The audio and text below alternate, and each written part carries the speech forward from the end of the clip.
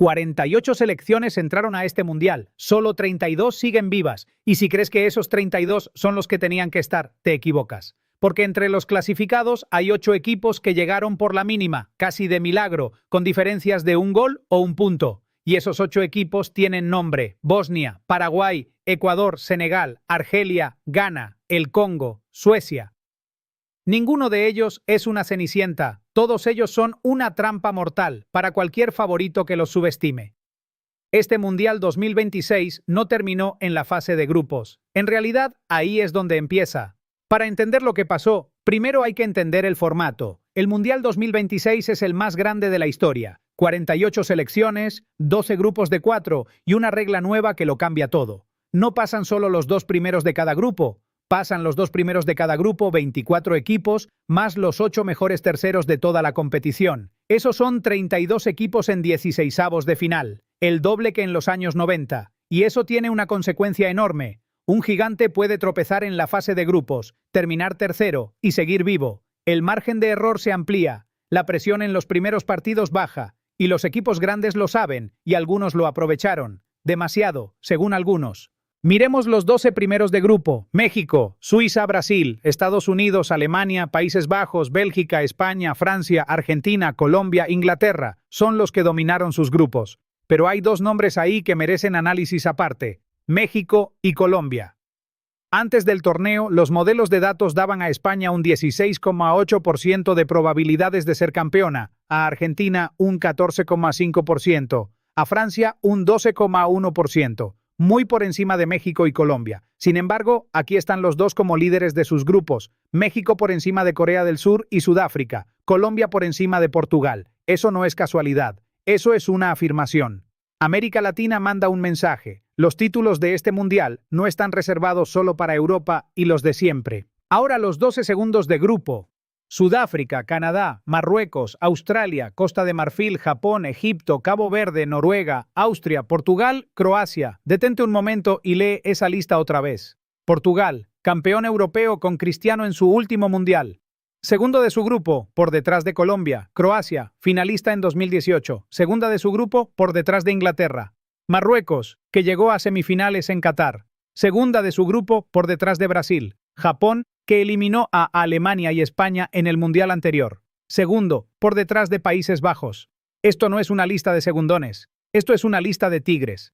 Cualquiera de estos equipos tiene la calidad para eliminar a un primero de grupo en un partido único. Los 16avos de este mundial son una trampa diseñada para hacer sufrir a los favoritos. Y después están ellos, los 8 terceros que se colaron por la mínima: Bosnia y Herzegovina, Paraguay, Ecuador, Senegal, Argelia, Ghana, la República Democrática del Congo y Suecia. 8 selecciones que llegaron a 16avos, con el agua al cuello, y que tienen todo para explotar ahora que están libres de presión. Suecia en el grupo de Países Bajos y Japón, uno de los grupos más exigentes del torneo. Senegal, que eliminó al anfitrión en 2002 y casi llega a semis. Ghana, que llegó a cuartos en Sudáfrica 2010 y le quitó el sueño a todo el mundo. Paraguay, que también fue cuarto en 2010. Argelia, campeona africana. Ecuador, que clasificó al Mundial con más de un récord roto. Los datos dicen que entraron como terceros. El historial dice que pueden ganarle a cualquiera. Pero hay un dato que me inquieta y que creo que no se está hablando suficiente. Alemania terminó primera de su grupo con Ecuador y Costa de Marfil, pero encajando 4 goles en 3 partidos. 4 goles en la fase de grupos contra rivales que teóricamente estaban por debajo de su nivel. Si trasladamos ese ritmo defensivo a la eliminación directa contra equipos como Marruecos, Japón o cualquiera de los terceros africanos, Alemania tiene un problema serio. Y no es el único favorito que llegó con grietas. Los modelos le daban un 6,2% de probabilidades de título antes del torneo, el 6º equipo más favorito, pero lo que mostraron en grupos no convence a nadie de que pueden defender cuando aprietan. 4 goles encajados en 3 partidos no es el perfil de un campeón, es el perfil de un equipo que va a sufrir en la siguiente ronda. Aquí viene el debate incómodo, y lo pongo encima de la mesa porque creo que hay que hablarlo. Este nuevo formato de 48 equipos protege demasiado a los grandes. En el Mundial de 2002, Francia y Argentina quedaron fuera en la fase de grupos. Francia, campeona vigente, sin marcar un solo gol.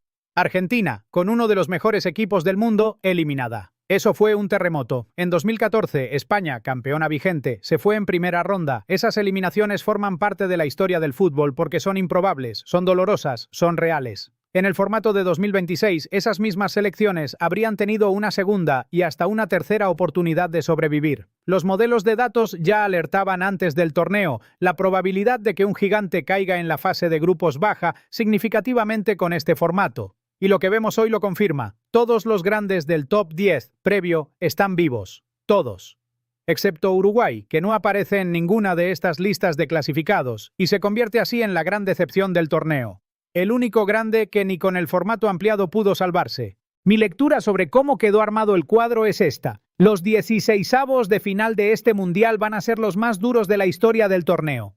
No exagero, cuando tienes a Portugal y Croacia como segundos, dos finalistas de mundiales recientes, y encima tienes a Marruecos, Japón, Egipto y Noruega también como segundos, los partidos de 16avos que antes eran considerados trámites se convierten en batallas. Un posible Portugal contra Croacia en 16avos no tiene nada que envidiarle a una semifinal de otro torneo. Y un posible Brasil contra Ecuador o Paraguay, siendo Ecuador o Paraguay terceros, es exactamente el tipo de partido que Brasil perdió ante Suiza en los octavos del 2022. Los datos me dicen que el favorito que no tome en serio a su rival de 16avos, sea primero contra un tercero africano, sea segundo contra un primero sudamericano, puede hacer las maletas antes de tiempo. Hay un precedente histórico que me parece perfecto para entender lo que puede pasar en estos 16avos. Portugal en la Eurocopa de 2016 entró a la eliminación directa como tercer clasificado, sin brillar en la fase de grupos. Empató los 3 partidos y ganó el torneo. La Eurocopa de 2016 fue el primer gran experimento con el formato ampliado en Europa. 24 equipos, 4 mejores terceros pasaban. Portugal demostró que entrar raspado a la eliminatoria no te define. Lo que te define es cómo llegas físicamente, tácticamente y emocionalmente al partido de eliminación directa. Y hay algo más. Un equipo que peleó cada grupo con la cuchilla en el cuello llega a la eliminatoria con los reflejos de supervivencia activos. Eso no se entrena en pretemporada, se forja en el torneo. En ese escenario, los 8 terceros de este Mundial 2026 no son víctimas, son equipos que llevan semanas compitiendo a un nivel de eliminatoria. Ese instinto de supervivencia no se fabrica, se vive. Los datos me dicen que España sigue siendo la favorita más sólida, primera de su grupo, con el porcentaje de probabilidades de título más alto antes del torneo, 16,8%, con una estructura táctica que es la más reconocible y la más difícil de neutralizar en el fútbol mundial en este momento. Argentina, segunda en ese ranking con 14,5%, viene de ser campeona del mundo y tiene la experiencia de haber remontado una catástrofe en Qatar, cayeron ante Arabia Saudita y siguieron de pie hasta levantar la copa. Francia, con el 12,1%, tiene la plantilla más profunda del torneo en términos de calidad individual.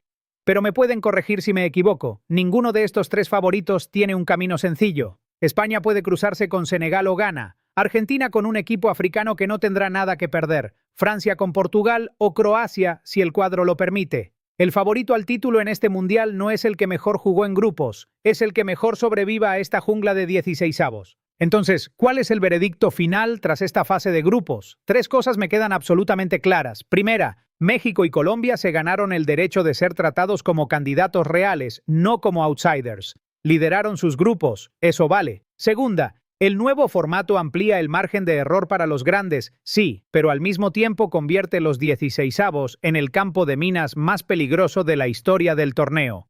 Senegal, Ghana, Argelia, Ecuador, Paraguay, Suecia, ninguno de esos equipos llegó a esta fase para perder bien. Llegaron para ganar. Y tercera, Uruguay, si efectivamente quedó fuera, es la gran víctima silenciosa de este nuevo formato. Porque antes, quedar eliminado en grupos era ya una tragedia con nombre propio. Ahora, con más equipos clasificando, quedar fuera es aún más difícil de explicar. La fase de grupos cerró. Pero este mundial apenas está empezando. Eso es todo el análisis de hoy. Si llegaste hasta aquí, ya sabes más de este cuadro que el 99% de la gente que está viendo el mundial. Pero ahora quiero saber qué piensas tú. La pregunta que me quedo pensando esta noche es esta. ¿Cuál de los 8 terceros clasificados crees que puede hacer el daño más grande en 16avos y a quién puede eliminar? Senegal, Ecuador, Ghana, Suecia. Hay muchos candidatos a ser la sorpresa del torneo. Déjame tu respuesta en los comentarios, con tu argumento. Y si no estás suscrito al canal, ahora mismo es el momento, porque los 16avos de este mundial van a darnos material de análisis para rato. Y no me pienso perder ni uno solo. Hasta el próximo análisis.